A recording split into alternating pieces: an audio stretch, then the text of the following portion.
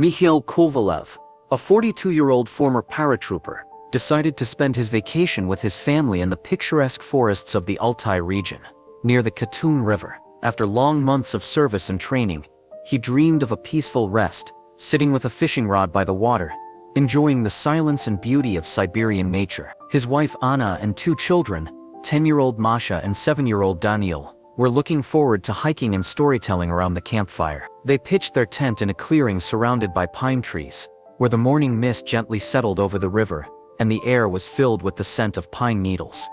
Early in the morning, when the sun was just beginning to break through the thick haze, Mikhail went to the river to fish. Walking along a narrow path, he suddenly froze.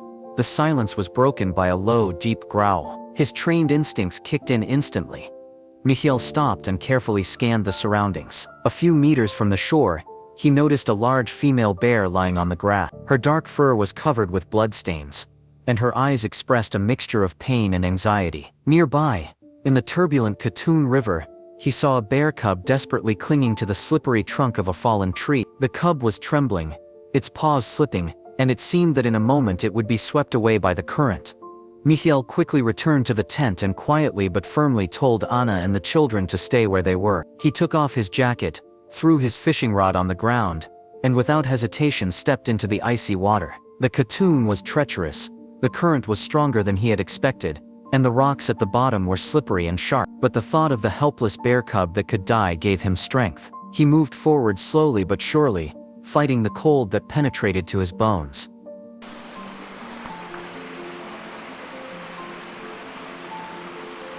When Mikhail was only a couple of meters away from the bear cub, there was a crack. The tree the cub was holding onto began to break. Mikhail's heart began to beat faster. He lunged forward, stretching out his arms, and managed to grab the bear cub by the scruff of its neck just as the trunk split in two. Holding the cub close to his chest, he turned his back to the current, protecting it from being thrown against the rock. The waves crashed against his back, and a sharp pain shot through his shoulder when he hit an underwater boulder. But Mikhail did not loosen his grip.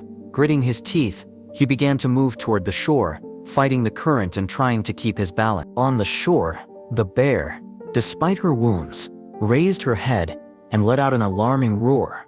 Mikhail tensed, ready for anything. But to his surprise, she did not rush at him. Her gaze was full of fear for her cub, not aggression. Finally, Mikhail made it to shallow water, breathing heavily.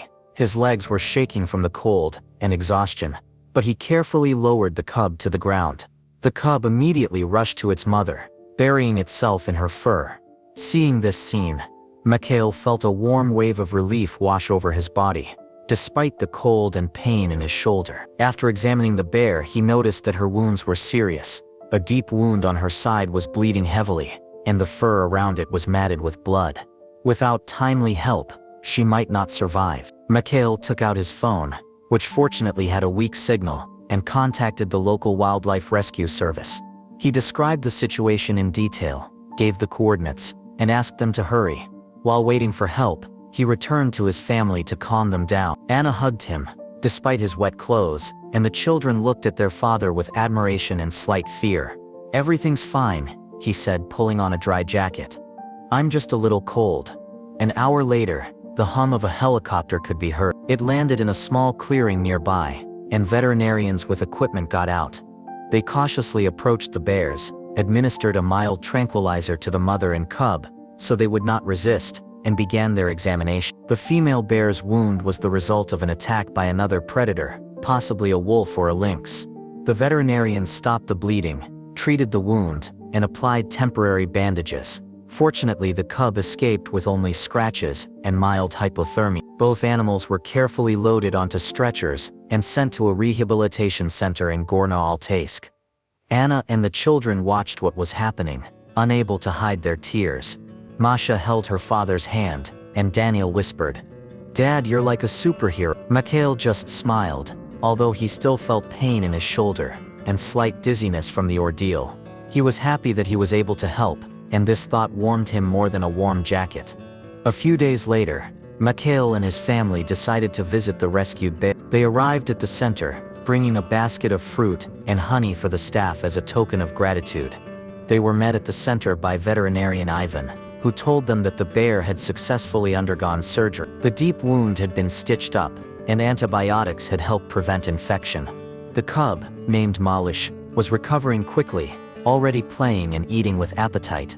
Mikhail and his family approached the enclosure where the bear was lying. Her eyes were calmer than they had been that day by the river, and Malish, sitting nearby, looked at the guests with curiosity. Masha and Daniel couldn't take their eyes off the bear cub, who seemed to them almost like a fairy tale character. Ivan shared that if the recovery goes according to plan, the bear and Malish will be released back into the forest in a couple of months, before the cold weather sets in. He thanked Mikhail for his quick actions, noting that without his help, the bear would hardly have survived. Mikhail shrugged. "I just happened to be in the right place at the right time."